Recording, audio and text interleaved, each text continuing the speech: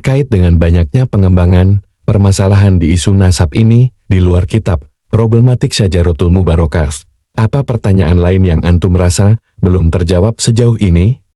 Bismillahirrahmanirrahim. Salah satu pertanyaan umum yang tidak ada jawabannya adalah, sebutkan satu saja ulama ahlus sunnah wal jamaah yang masyhur, yang terkenal alamah, yang mungkin karyanya dikaji orang sedunia, yang menafikan, membatalkan nasab para habaib, para sadah alawi. Satu saja.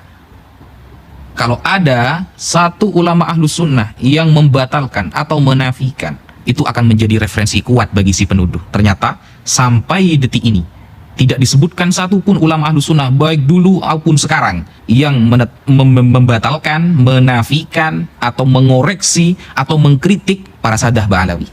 Tidak ada nasab para sadah ba'alawi. Yang pertama. Yang kedua, sebutkan satu saja ulama yang cara mengkritik nasabnya seperti yang dilakukan oleh si penuduh, dengan tajassus, tangkib atau qadah sampai taraf mencaci. Karena Rasulullah SAW bersabda, ada dua perkara yang dapat menyebabkan kafir. Yang pertama adalah at-ta'an fin nasab. Ketika si penuduh mengatakan dalam karyanya bahwa ikhtilatun nasab, tercampurnya nasab ini membuka atau menggali nasab yang masih syubhat termasuk amar ma'ruf nahi mungkar, maka sejatinya dia bukan sedang melakukan nahi mungkar ataupun amar ma'ruf, tapi dia sedang menuju kekafiran. Kenapa? Al-Imam Al-Munawi dalam Faidul Qadir mengatakan, termasuk at-ta'an fin nasab adalah binahwil qadah fi nasabiman qad thabata syar'an. Jadi termasuk ta'an fin nasab adalah orang yang mencaci, mengkritik, tajassus. Bisa dilihat juga di dalam kitab Raudhatul Talibin Al-Imam Al-Nawawi, bahwa tajassus, tangkib dan lain sebagainya, menggali-gali, mencari kesalahan dan mengkritik habis-habisan, itu Imam Munawi menyebutkan itu juga termasuk menyebabkan kekafiran si penuduh. Karena tidak ada satupun ulama ahlus sunnah yang cara mengkritik dan menggali nasab seperti yang dilakukan si penuduh. Tidak akan pernah ketemu. Memang terdapat beberapa, bahkan banyak, ulama terdahulu yang juga ahli nasab yang mengakui dan mengisbat nasab ba'alawi. Tapi bukankah mereka juga mungkin salah? Bismillahirrahmanirrahim. Bagaimana ketika ada pertanyaan, mungkin saja ulama dulu salah, tidak mencatat. Sekarang, jika kita membaca kitab-kitab nasab seperti Al-Ubaidili dalam Tahdhibul Ansab, di muqaddimah saja sudah diakui oleh pentakiknya bahwa kitab ini la yastaqsi asma'al aulad kafatan. Tidak bisa memang kita menyebutkan semua nama anak. Tidak ada kitab nasab satu yang syamil, yang kafah, yang kamil. Semua saling yufassiru wa yukammilu ba'duha ba'dha, saling melengkapi satu dengan yang lain. Sehingga ada istilah yang terupdate, yang terbaik. Al-Quran saja antara nasikh dan mansukh pasti dipilih yang an-nasikh. Atau fikih saja kita tidak akan berpendapat qala Syafi'i, tapi sering kita katakan qala Ibnu Hajar Al-Haytami, qala An-Nawawi fil Majmu', qala Ar-Rafi'i dan lain sebagainya. Kenapa? Bukan kita tidak percaya kepada Imam Syafi'i, tapi ulama sekarang justru lebih paham apa yang dikatakan oleh Imam Syafi'i. Contoh, Imam Nawawi pernah mengatakan, dan ini sangat masyhur, bahwa bacaan Quran kepada mayit itu tidak sampai. Thawabu qiraatil Quran la yasilu thawabuhu ilal mayyit. Jadi bacaan Al-Quran itu tidak akan sampai pahalanya kepada mayit. Itu perkataan Imam Syafi'i yang masyhur yang dikutip oleh Imam Nawawi. Lalu kita buka sekarang di dalam kitab Ar-Risalah, kitab-kitab karya Imam Syafi'i, ada nggak perkataan itu? Tidak ada. Apakah kita berani mengatakan Imam Nawawi bohong? Kan tidak seperti itu konsep dalam Islam. Ketika Syekh Murtadha Az-Zabidi mengatakan qala Al-Ubaidili, Ubaidili mengatakan di dalam kitabnya bahwa Ahmad dengan anaknya hijrah ke Hadramaut, kemudian dia punya anak yang bernama Abdullah atau bitasghir Ubaidillah. Lalu kita buka di dalam kitabnya Ubaidili, nggak ada nih. Berani kita mengatakan Sayyid Murtadha Az-Zabidi bohong? Kalau seperti itu berarti Imam Nawawi juga bohong. Apakah kita mau memberikan contoh yang lain? Banyak seperti itu. Di dalam fikih sering terjadi. Qala Ibnu Hajar Al-Haytami fi fatawihi. Ibnu Hajar Al-Haytami mengatakan di dalam fatwanya bahwa derajat para dzurriyyah Rasulullah itu dzatiyah, bahwa derajat para ulama itu aridi, ilmu, sesuatu yang baru datang. Kalau dzurriyyah Rasulullah itu murni di dalam tubuhnya. Lalu kita buka di dalam fatwanya Imam Ibnu Hajar nih, mana udah ada gitu. Berani kita mengatakan ulama yang mengutip itu bohong? Nah, ilmu itu kan memang butuh sanad, tapi sesuai dengan konfirmasi ulama. Bukan hanya mengatakan al-isnadu minad din wal isnad laqala masya'a masya', tapi tidak sesuai dengan praktik dari para ulama. Tidak ada ulama satupun yang ketika melihat ada orang yang mengaku-ngaku sebagai dzurriyyah Rasulullah, dilacak nasabnya tidak ketemu, lalu dia menghujat habis-habisan, mentajassus, mentangkib dada. Seperti itu. Itu contoh saja. Apa pendapat Anda ketika banyak orang atau sebagian orang meyakini bahwa sekelas ulama Sayyid Murtada Az-Zabidi berbohong dalam kitabnya? Bismillahirrahmanirrahim. Bukan Sayyid Murtada Az-Zabidi yang berbohong, tapi mereka yang kurang meneliti, kurang menghargai pendapat para ulama ketika tidak sesuai dengan pemikiran mereka. Sayyid Murtada Az-Zabidi ini seorang ulama besar. Kitabnya dikaji oleh orang seluruh dunia. Bahkan beliau mensyarahi Ihya Ulumuddin yang bernama kitab Ithafus Sadah Al-Muttaqin. Dan perkataan beliau yang sering dikutip oleh orang ahlu sunnah apa? Idza utliqa ahlu sunnati wal jamaah fal murad bihi al-asya'irah wal maturidiyah. Itu perkataan beliau yang sangat masyhur yang dijadikan istidlal oleh para ulama terutama di negara Indonesia. Jadi ini bukan orang yang sembarangan. Al-Imam Ibnu Hajar di dalam sabatnya ketika menerangkan tentang Al-Imam Abu Bakar Al-Idrus, apakah berani Imam Ibnu Hajar kita katakan dia pembohong? Bahkan ulama Syafi'iyah semua mengakui bahwa beliau itu pakar dalam fikih dan nasab adalah nubzatun min ilmil fikih. Hanya secuil dari ilmu fikih. Kalau hanya secuil, sedangkan gelar Imam Ibnu Hajar adalah al-faqih yang paham fikih Syafi'i, maka pantaskah kita mengatakan beliau tidak paham nasab? Sedangkan nasab hanya satu titik dari ilmu fikih, dan beliau pakarnya dalam fikih. Sehingga beliau dengan tegas dalam kitabnya As-Sabat mengatakan Al-Imam Abu Bakar As-Sayyid, kalau boleh saya tambahkan Al-Habib Al-Idrus. Al-Idrus bukan marga Ahmad Khan atau marga dari Wali Songo mungkin, bukan, tapi jelas Sadah Ba'alawi Al-Idrus. Seperti itu. Dalam perkembangan isu nasab ini, banyak netizen yang mengusulkan bahwa sebaiknya digelar diskusi atau debat oleh Robitoh Alawiyah. Apa tanggapan Anda? Bismillahirrahmanirrahim. Bagaimana jika si penuduh dan para pendukungnya ingin mengadakan bahthul masail, kalau istilah para santri, bahthul membahas masail, beberapa masalah, atau diskusi. Kalau kita mau mengadakan bahthul masail, kita bertahun-tahun ada di pesantren, yang namanya bahthul masail, mau tingkat desa maupun tingkat nasional, kalau mendengarkan qala Ibnu Hajar Al-Haytami, kita taslim, kita terima. Sedangkan sekarang Ibnu Hajarnya dikritik habis-habisan oleh si penuduh. Ini bukan bahthul masail, ini nyari masalah beneran. Ya, beda. Santri dari yang paling awam sampai paling alim, kalau mendengarkan qala Nawawi fil Majmu', Imam Nawawi dalam kitab Al-Majmu' mengatakan, selesai masalah. Ini Imam Nawawinya yang dikritik habis-habisan. Ini bukan membahas masalah, tapi nyari masalah itu namanya. Sehingga tidak relevan untuk mengajak bahthul masail dengan mereka.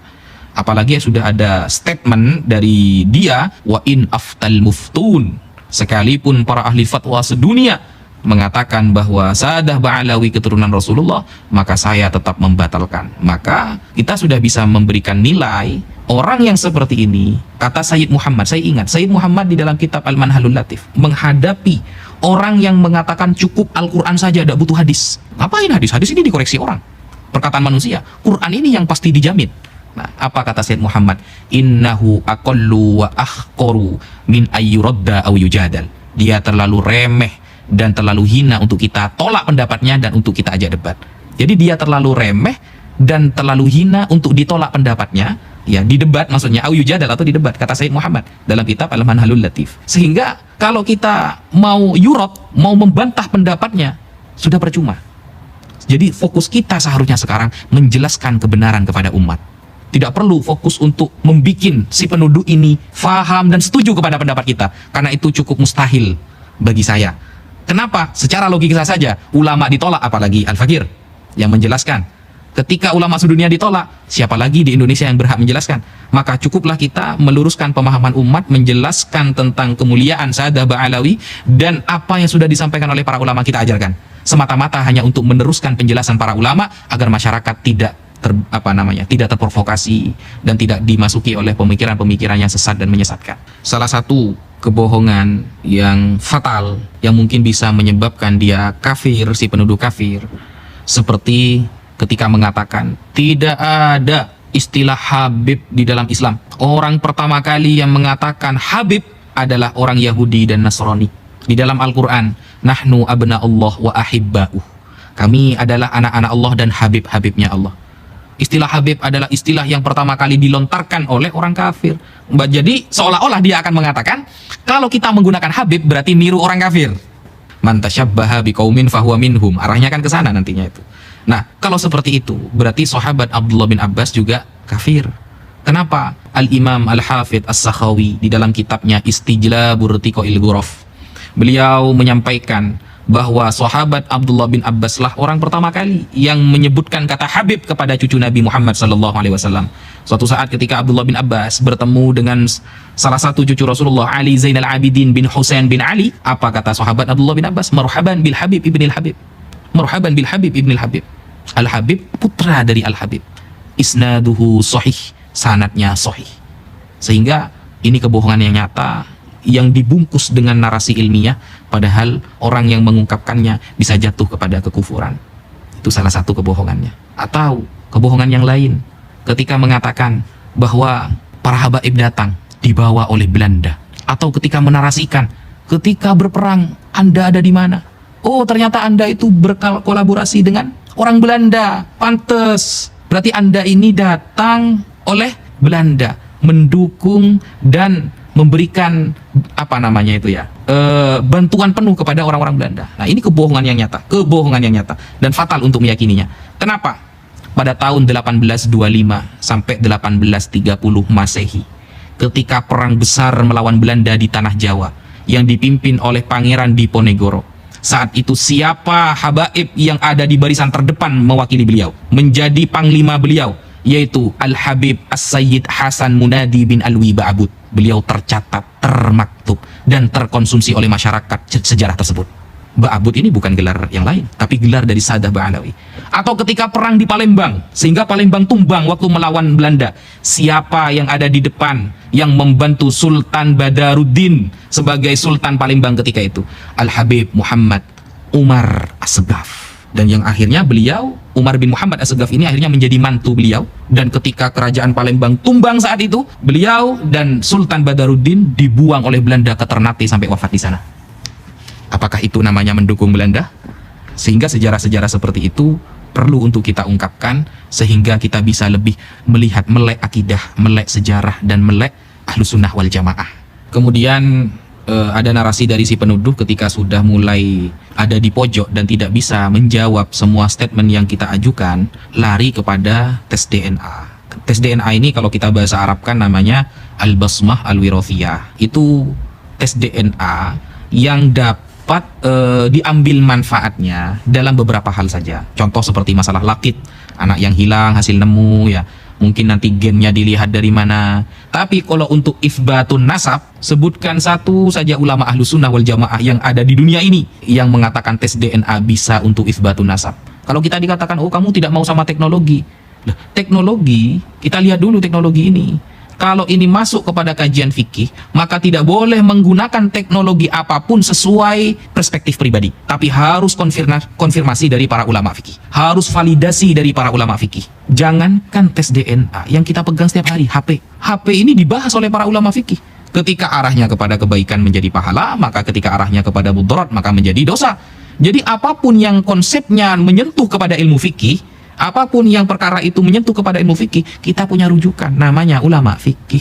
Ulama fikih yang sekarang, yang kontemporer seperti Syekh Wahbah Az-Zuhaili dan lain sebagainya, itu kita bisa jadikan rujukan. Ternyata juga pernah dibahas pada tahun 2010 di Mekah, Kongres Fikih Islam, yang datang nggak sedikit, ulama banyak. Dan saat itu dunia sudah penuh dengan teknologi, sudah banyak era globalisasi. Ketika itu sudah ada handphone, sudah ada laptop dan lain sebagainya. Nah, apakah mereka setuju? Oh, ternyata tidak. Ketika nasabnya sudah ditetapkan oleh nasabah secara syar'i, maka haram menggunakan tes DNA. Al-Basmah Al-Wirathiyah itu haram. Bahkan masuk kepada tuduhan yang dapat mencederai pilar-pilar Islam. Salah satu tujuan Islam adalah hifdzul irdi, menjaga nama baik seseorang. Kalau ada orang menggunakan tes DNA padahal sudah ditetapkan secara ilmu fikih bahwa nasabnya sambung kepada Nabi, berarti dia sudah melanggar hifdzul irdi, menjaga nama baik seseorang. Berarti kan dia sedang mencela. Nah, kalau sudah mencela, Imam Nawawi mengatakan dalam Faidul Qadir, binahwil qadah fi nasabiman thabata syar'an, berarti termasuk ta'an fin nasab. Ketika sudah ditetapkan oleh fikih, nasabnya sambung kepada Nabi, ternyata tetap dicari kesalahannya, digali, termasuk to'an fin nasab, mencela nasab orang. Kalau sudah termasuk mencela nasab orang, maka yusabbibu kufron, dapat menyebabkan dia menjadi kafir. Ini keterangan para ulama. Saya tidak murni berpendapat sesuai pribadi, tapi yang Al-Fakir sampaikan semua dari para ulama. Sekian, terima kasih.